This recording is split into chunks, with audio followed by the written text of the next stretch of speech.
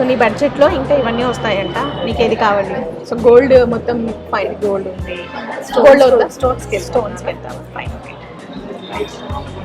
ఇది బాగుందిరా, ఫిక్సా? ఇది బాగుంది, చాలా నీట్గా ఉన్నది.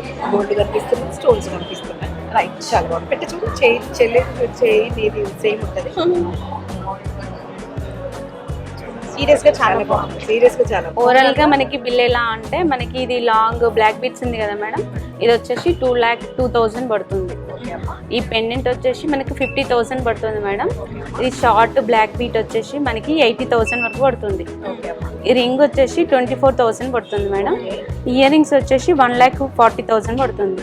టోటల్ గా మనకు 4,96,000 అవుతుంది. రిమైనింగ్ ఇంకా మీకు 4,000 మిగులుతున్నాయి కూడా.